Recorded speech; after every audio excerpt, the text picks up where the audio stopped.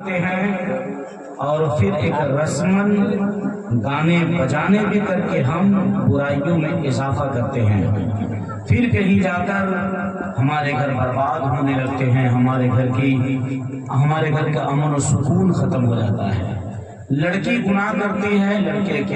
لڑکی کے باپ گناہ کرتے ہیں، پھر اس کے لیے صحیح رشتے کا انتخاب جب نہیں ہوتا ہے تو لوگ کہتے ہیں ہمارے قسمت میں یہ کون سا دن دیکھنا تھا، کس لڑکی کا رشتہ پوچھتے پوچھتے پریشان ہو گیا مگر کوئی رشتہ مجھے نہیں ملا ہے۔ یاد رکھیے گا، اللہ آپ گناہ کرتے ہیں تو اللہ کا عذاب صرف یہ نہیں کہ آپ کا ہاتھ ٹوٹ جائے تو اللہ کا عذاب ہے، آپ کا پاؤں ٹوٹ جائے تو اللہ کا عذاب ہے، آپ بہت بڑی پریشانی میں مبتلا ہو جائے تو اللہ کا عذاب ہے۔ اللہ کا عذاب اس شکل میں بھی ہے کہ آپ مسلمان ہو کر بھی آپ کے دل میں اللہ کا ڈر نہیں ہے تو اللہ کا عذاب آپ پہ ہو رہا ہے۔ آپ مسلمان ہیں، مسلمان ہو کر بھی آپ سجدے نہیں کر رہے ہیں تو اللہ کا عذاب ہے۔ آپ مسلمان ہو کر بھی آپ اپنی بیوی کو نماز نہیں پڑھوا پا رہے ہیں، اپنی بیٹیوں کو نماز نہیں پڑھوا پا رہے ہیں، آپ کی بیٹی نماز نہیں پڑھ رہی ہے، آپ کے بچے نماز نہیں پڑھ رہے ہیں اور اس کے نہ پڑھنے کی وجہ سے آپ کا گھر بے برکتی کا سبب بنا ہوا ہے، یعنی بیٹی نماز نہ پڑھے برکت نہیں ہو رہی ہے، پھر بابا کو بلا کر 10,000 روپے دے کر پھر بندش کروا کر پھر آپ نے پیسے کو لٹا دیا، پھر بھی یہ نہیں ہو رہا ہے کہ ہم نماز پڑھیں۔ کسی کتاب میں، کسی قرآن میں، کوئی بھی کتاب میں یہ نہیں لکھا ہوا ہے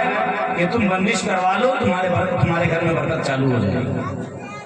ہاں یہ قرآن میں ضرور لکھا ہوا ہے، فَإِذَا قُضِيَتِ الصَّلَاةُ فَانتَشِرُوا فِي الْأَرْضِ، پہلے نماز پڑھی جائے، فَانتَشِرُوا فِي الْأَرْضِ، پھر زمین میں پھیل جاؤ، وَابْتَغُوا مِن فَضْلِ اللَّهِ، اللہ کا فضل تلاش کرنے کے لیے۔ میں بندش کا مخالف نہیں، میں کیل کا مخالف نہیں، مگر میں اس چیز کا مخالف ضرور ہوں کہ بندش تو کر دیا گیا، پھر رات کے سناٹے میں دوسرے رات وہی بیوی فلم دیکھ رہی ہے، وہی بیٹی گانا گا رہی ہے، وہی آدمی بے نمازی ہے، نماز نہیں پڑھ رہا ہے، تو اللہ کی برکت کہاں سے نازل ہونے والی ہے؟ تعویذوں کا گنڈا بھی لگا لو گے پھر بھی برکت تمہارے گھر میں نہیں ہونے والی ہے جب تک تم نماز نہیں پڑھو گے۔ میرے خواجہ غریب نواز علیہ الرحمہ اپنے مریدین سے کہتے ہیں اے میرے مریدین سنو، یعنی ایک مرتبہ حضور خواجہ غریب نواز ایک محلے سے گزر رہے تھے، وہاں کے لوگ وقت سے پہلے نماز کی تیاری کر لیتے تھے۔ وقت سے پہلے نماز کی تیاری کر لینا میں سمجھتا ہوں کہ ہر سنت کو ادا کرنے کا سب سے بہتر طریقہ ہے۔ وقت سے پہلے نماز کی تیاری، یعنی اگر آپ 1 بجے، یعنی آپ یہ سمجھ لیجئے کہ 1:45 بجے یا 12:30 بجے نماز کا آغاز ہو رہا ہے، اب اس سے پہلے وضو کر لیے، تیار ہو گئے، مسجد میں چلے گئے، وقت جیسے ہی ہوگا تھوڑی دیر کے بعد مؤذن صاحب اذان دیں گے، مگر جب ہم مسجد جائیں گے قرآن کی تلاوت ضرور کریں گے۔ آج بھی میرے گاؤں میں ہربڑوا شریف میں ایک ماسٹر صلاح الدین صاحب ہیں، وہ شاعر صاحب بیٹھے ہیں ماشاءاللہ، جو ان کے گھر پہ بالکل وہ جو کہہ دیجیے آپ درباری شاعر ہیں، نام کیا؟ ہاں شیخ القادری صاحب، جو بہت پرانے شاعر ہیں، یعنی ہم لوگ ان کی نعت کو سن سن کے یہاں تک پہنچ گئے ہیں۔ ماسٹر صلاح الدین صاحب کوئی عالم نہیں ہے، کوئی فاضل بھی نہیں ہے، مگر آج بھی 90 سال عمر ہو گئی ان کی، پار ہونے جا رہی ہے، 12 بجے وہ مسجد پہنچ جاتے ہیں، 12 بجے، یعنی ظہر کی نماز 1 بجے ہو رہی ہے، آواز کو کم کیجیے تھوڑی سی، 12 بجے پہنچتے ہیں اور نماز کی تیاری کر کے اذان کا انتظار کرنے لگتے، اس سے پہلے قرآن کی تلاوت کرتے ہیں۔ مولانا نہیں ہے مگر ایک ماسٹر ہے، مگر مولانا سے وہ کم بھی نہیں ہے۔ آج کے مولانا جتنے بھی ہیں وہ پرانے ماسٹر 90 سال والے، آج کے مولانا سے کم بھی نہیں ہیں، یعنی تقویٰ میں، پرہیزگاری میں ان کا پوچھنا نہیں۔ حضرت خواجہ غریب نواز وہاں سے گزر رہے ہیں، وقت سے پہلے انہوں نے نماز کی تیاری کر لی۔ آپ نے پوچھا کہ وقت سے پہلے تم نے نماز کی تیاری کیوں کی؟ مریدین عرض کرتے حضور میں نے نبی کی ایک حدیث پڑھی ہے، وَعَجِّلُوا قبل الفوت، کہ توبہ سے پہلے یعنی مرنے سے پہلے تم توبہ میں جلدی کرو اور نماز کے قضا ہونے سے پہلے اس کو ادا کرنے میں جلدی کرو۔ سبحان اللہ۔ نماز قضا ہو جائے گی، پھر اس کو غفلت کی وجہ سے تم نے نماز کو قضا کیا، پھر اس کو پڑھنے اٹھے، ثواب تو ثواب بہت دور کی بات ہے، یعنی مل جائے کہیں ثواب اللہ آپ پہ رحم فرما دے مل جائے، مگر اسی رب کا فرمان ہے جو غفلت کی وجہ سے نماز کو چھوڑا اور اسی نماز کو دوسرے وقتوں میں جا کے پڑھ رہا ہے، اللہ کا فرمان ہے فَوَيْلٌ لِّلْمُصَلِّينَ الَّذِينَ هُمْ عَنْ صَلَاتِهِمْ سَاهُونَ، خرابی ہے ان نمازیوں کے لیے جو اپنی نماز سے بے خبر ہے، وقت گزار کر پڑھنے اٹھتے ہیں، اسے ویل میں داخل کیا جائے گا۔ ویل جہنم کی وادی ہے۔ حضرت خواجہ غریب نواز فرماتے ہیں میرے پیر و مرشد سے، میں نے اپنے پیر و مرشد سے سنا ویل ایک ایسی وادی ہے جسے یعنی جو نماز پڑھا، نماز کو قضا کرنے والے کو اس میں داخل کیا جائے گا۔ ویل میں میرے پاس ایک کتاب ہے ارشادات خواجہ غریب نواز، اس میں لکھا ہوا ہے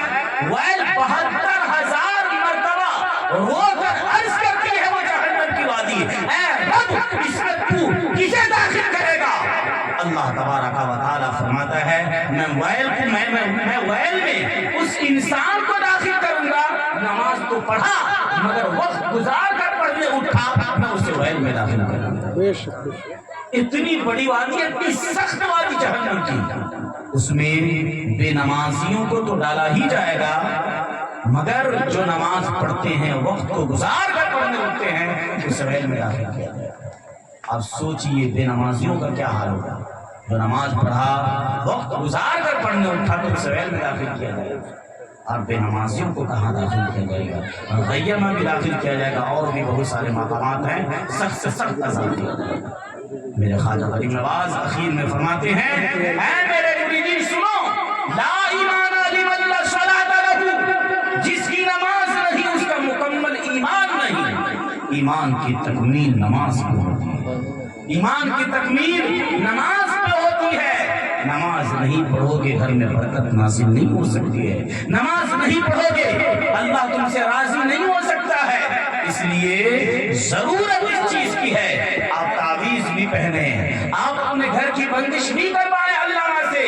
شرط ہے کہ اس سے پہلے اپنے آپ کو صاف ستھرا کرنے کی کوشش کریں۔ صاف ستھرا اس اعتبار سے آپ اپنے بدن کو صاف کرنے کے بعد دل کی صفائی کریں، دل کی صفائی نماز ہے، دل کی صفائی کریں گے آپ نماز پڑھ کے، اللہ کا ذکر کر کے آپ دل کی صفائی کریں گے۔ دل کی صفائی یہ نہیں ہم نے تعویذ کو لٹکا لیا، نماز پڑھے یا نہ پڑھے برکت تو ہونی ہے، مولانا صاحب نے دے دیا 500 مجھ سے لے لیے ہیں، 1000 مجھ سے لے لیے ہیں، گھر کی بندش ہو گئی ہے، کیا ضرورت ہے؟ شیطان گھر میں داخل نہیں ہوگا، شیطان میرے بال بچوں کو نہیں بہکائے گا، ایسا نہیں ہے۔ نماز لوگ پڑھنے جاتے ہیں تب بھی شیطان مسجد سے باہر کھڑے ہو کر وہ نمازیوں کو بہکا سکتا ہے، تو آپ کو اپنے گھر کی عورتوں کو کیسے نہیں بتا سکتا؟ اس لیے اپنے رب سے ڈریے۔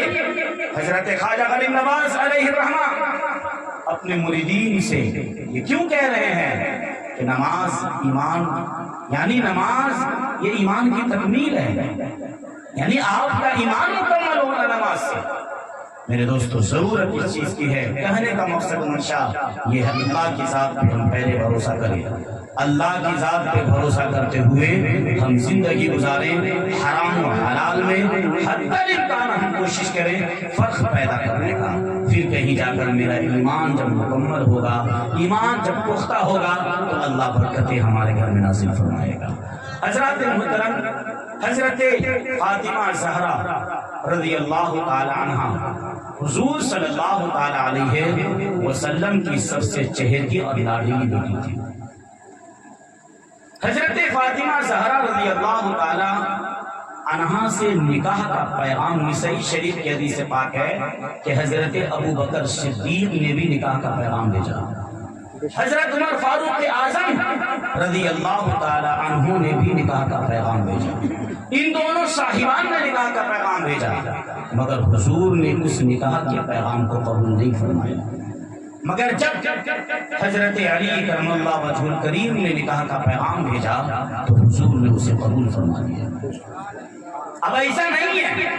کہ حضور صلی اللہ علیہ وسلم نے ابو بکر کا نکاح کا پیغام قبول نہیں فرمایا تو ان کا درجہ ان سے کم ہے، اس سے حضرت علی سے۔